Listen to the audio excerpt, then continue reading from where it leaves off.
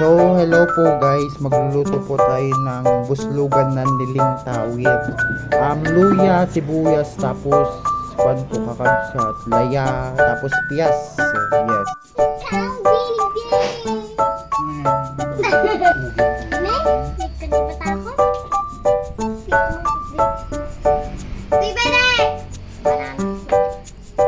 Kita medyo araw-araw na na. Ay! Ani ka ne?